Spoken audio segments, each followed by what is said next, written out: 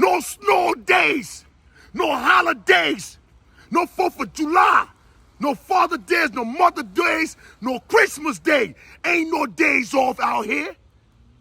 No days off. A man who is lack of discipline will make the wrong decision. A man who is lack of discipline, his family will suffer in poverty. A man who is lack of discipline will be homeless. Let me tell you something. You gotta stay disciplined. You gotta stay disciplined.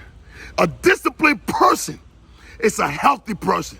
Someone who is disciplined is healthy. Someone who is disciplined is intelligent. Someone who is disciplined is happier. Somebody who is disciplined is walking around with joy.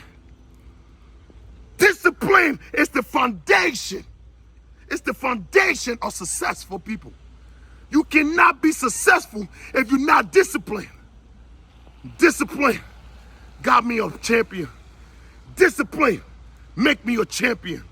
Discipline make me successful. Discipline open doors for others people. In order to be a leader, you got to be disciplined. I know you're going through that emotion sometimes, and you tell yourself today you want to take a day off. Today is not today. I'm sore. My body is beat up. I don't have the right things to do to get there. That's a lie. You got to stay disciplined. A man who make the wrong choice in life, the wrong decision in life, is lack of discipline. Let me tell you something. When I was lack of discipline, what happens? This is what happens when you lack of discipline. In 2010, September 21st, I came home from the federal prison. I just did a federal prison. I did my bid. I did my time in the feds. My time was over. Immigration came to me and said, no, we got to deport you, son. You just did your time, but we got to deport you out of this country. So I was saying immigration for 3 months, waiting to get deported, waiting patiently to get deported. I was in that courtroom, and my mother was crying. My son was coming. My son was crying. My friends was crying because I was getting stripped away from my family. I was going stripped away from my family. I was going back to Liberia. But guess what? God had another plan for me. God had another plan. God said, son, I'm not done with you in the United States. God said, son, I'm not done. Your work in the United States is not done. The judge said you're going to go tomorrow, but I said you're going to stay. So I had a breakthrough. I went for the broken point, locked up in the cell in immigration.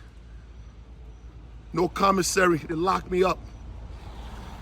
3 months waiting for that flight. Do you know how it feel? You go through that emotion to give up on everything you ever got. You locked up in that cell for 23 hours, waiting for the flight to come, for you to get deported, leaving your son behind, leaving 5 children behind, leaving your mother, your brothers and sisters, people that love you the most. You leaving them behind because you a lack of discipline. You a lack of discipline, so you make the wrong choice. So now you make that wrong choice. Your son, your daughter, your mother, your father, they got to go through that pain because you a lack of discipline. So I had a breakthrough. One day.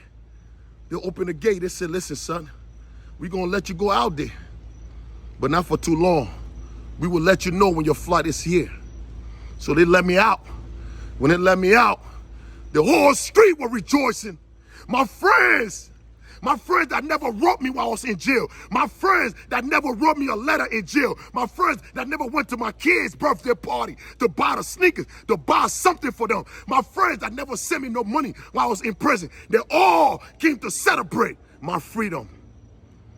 So one of my friends came to me and said, yo, Champ, come on, baby. Everybody want to meet you, man. Everybody want to meet you. So we got in the car and we drove. You know what I'm saying? They got the Hennessy, they got the Remy, they got the Smoke, the Black and Mild, the Newport 100, they got the Dutch and the Mali. Everybody celebrating, drinking, celebrating because I'm home. So when we drove in the car, we went through a back door. We pulled over, we went through the back. When we went through the back, we opened the door. When I step out of the car, when I went in the house, I see kids, 17 years old, 18 years old with guns and drugs. And they're like, yo, big homie, welcome home, big homie. We've been waiting for you for 3 years, big homie. Yeah, we can't wait, baby. We got a block across the street. We about to go take over. We just waiting for you to give her that call. We just been waiting for you because we know you coming home with that connect. We know you coming home with different mindset. We know we coming home to ride on them. You know what I'm saying?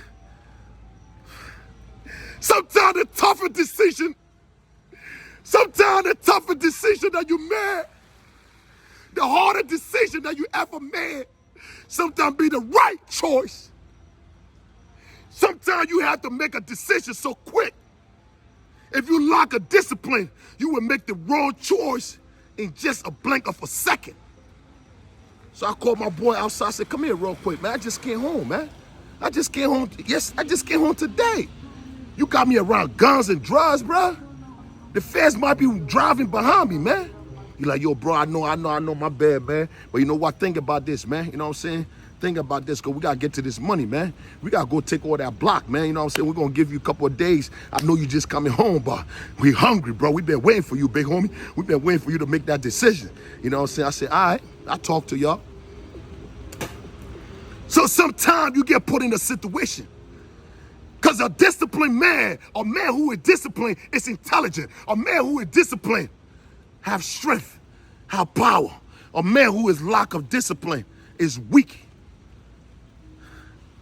So I called him back. 3 days later, I called my lone boy back. I said, you know what? I'm not in. I'm not doing that shit no more, man. I'm home. I'm changing my life around. And he like, all right, no problem. But I was going through the motion. I came back to the same neighborhood. I came back to the same friends. I came back on the same block. Every time I turn around, I'm seeing the same people. When I look to my left, it's a corner store. When I look to my right, it's a liquor store. When I look straight ahead of me, it's a church. It's drug dealers, prostitution. Everything around me, everything I see. How can I be great in a place that filled with negativity, with drugs? It was hurting me. I tried my best. Tried to raise 5 kids with no money. I came home with no ID, no nothing. I came home with $5 in my pocket. Do you know how it feel coming home and going in your mother's house and looking in the garbage bag and wearing the same clothes that you left behind 3 years ago? Because you don't want to go back to the streets. You want to be right because you made a promise to your son when he came to visit you. You make a promise to your mother when she came to visit you. You make a promise to your brothers and sisters. When I come home, I will be great. But when you came home, you came home to nothing. You came home to the same shit. And every man that ever been to prison that came home felt it. Where can I start? Where can I begin? What should I do? Who am I? I came in by the milk. I came in by the milk for my son. I'm on the bus. My son looked at me and said, Daddy, we need McDonald's. I can't even go in my pocket and buy my own son McDonald's. Every job that I ever went to, they turned me down. So what should I do? I had to make a phone call. Every soldier felt it. If you ever come out of prison and it's hard and it's tough, you think you could make that phone call and call your homeboys and say, let me get one round, just one more time, one more trip. I swear to God, all I need is one more chance. If I make this move and come home, all I need is one time. One time. And you make that phone call, and I call my homeboy, I say, yo, pick me up at 8 a.m. I'm taking that trip with you guys. And you take that trip, you in the back of the car, and you sitting there, and you thinking about the promise you made to your son. You thinking about the promises you make to your daughter. You thinking about that promise that you make to your PO. You thinking about that promise that you make to your family. And you in the back of the car, and you're driving. And you're driving from different state. I'm on federal probation. I'm on state probation. I'm on immigration probation. I'm in the back of the car, and I'm driving to another state on 95. Because I already made that wrong choice. That wrong choice got me in the back of the car because it was too hard for me. I couldn't focus. So when we drove, we did what we had to do So I got 10,000 in my pocket. I'm like, yes, all I need is one time. So I got the 10 grand in the pocket. When we driving, a car ran into a bam, smash. Boom, I jumped out of the car, jumped through the window, ran out, ran into my backyard, jumped over the fence. Spanish joker pull out it. Yo, what you doing in my backyard, bro? I said, listen, I ain't want no problem, son. I ain't want no problem, man. I'm from Jersey, man. I know. Somebody try to rob me, you know, I try to get away from them. You're like, yo, get out of my backyard, man. So I'm running. If I ever get caught, I'm going back to prison. If I ever get caught, I'm going back. I'm getting deported. I already make a promise. My mind is running. I make that wrong choice. I make that wrong decision. I will lock a discipline. I'm running. 10,000 in my pocket. I'm like, I'm okay. I'm running. I got to the gas station. I called my homeboy. I said, yo, meet me at the gas station. He said, you got away? I said, yes. He said, you got the money? I said, yes. He said, meet me there. I'll be there in 2 minutes. I wait on my boy. I walk in the store to get something to drink. When I walk in the store, my boy came with a brand new car. I'm like, bro, where you got a car from? He's like, don't worry about me. I just robbed somebody, took the car, man. We about to get back home real quick, and we're going to flip the 10,000 into 20,000, from 20,000 to 40,000. I said, nah, bro. I told you one time. One time! One time! You got me now. I'm in a stolen car. Making it wrong, just one choice. Lack of discipline. A man who is lack of discipline could put himself in danger. That's one of the dangerous men on earth. That's one of the worst men on earth. A man who is lack of discipline, a man who is comfortable. That's all he knows. So when somebody come home from prison, they go right back doing the same shit. Same thing over and over. So we get in the car. My mind is racing on 95, and we speeding. He's speeding. When we finally got home, I got out of the car, so I took the 10,000 out from my pocket. I put it in the back seat. So just in case we get pulled over $10,000 of federal charge. So I just put the money in the back seat, so I'm there. Soon we get back to Newark, I got out of the car, I got in the house. I told my boy, listen, I'm gonna hit you up later on tomorrow. We're gonna break bread. And when he took off, I forgot the money was in the back seat. I'm like, I did all this, and I forgot the money in the back seat. So I called my homeboy. His phone went to voicemail. I'm like, okay, his phone is dead. Got up in the morning, Connect calling me. The Connect calling me like, yo, you got that bread? I'm like, yeah, we got it. I got you. I got your cut. 1 o'clock, 1 p.m. The phone rang. I got a phone call. When you accept this call from the, you know what I mean, facility, what's that? Where you was at? Essex County facility. Essex County. When you accept this collect call from Essex County. So I called my homeboy and I answered that phone. He said, Champ, I'm sorry, bro. I should have went and throw that car away. I went to park it for my girl house. I rang the doorbell. She never answered. I went back in the car. I fell asleep. I wake up in the morning, the feds, the state police were all over me. They took the money. They took everything, bro. We lost it all. And I hang up the phone. And I went to the gym. I went to the park. I said, thank you, Father. Thank you, Father, for redirecting my life back to where you want it. Thank you. I went to the park. I went to Weekwood Park. Now you got to understand yourself. You got to understand yourself. A man who is lack of discipline will never go nowhere. So I had to discipline myself. I had to discipline my emotion. I had to discipline my feelings. I had to discipline my ego. I had to discipline myself.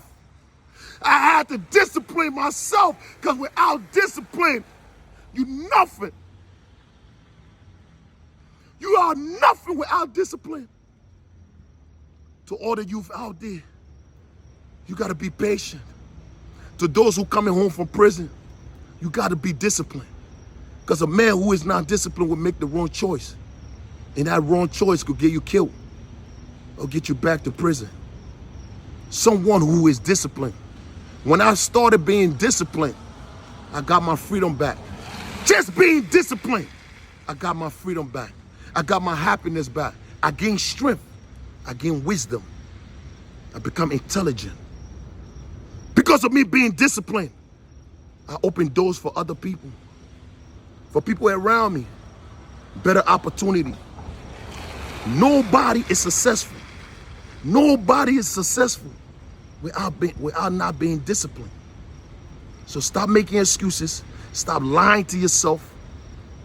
Oh, you got a lot of time to do this. My mother wasn't there. My father wasn't there. You know what I'm saying? I ain't got no babysitter. I ain't got nothing to do. No supporter. Nobody wants to support me. I ain't even got a manager. I ain't got a team. I ain't got a creative director. I ain't got nobody to record me. Stop all that blood clot lies.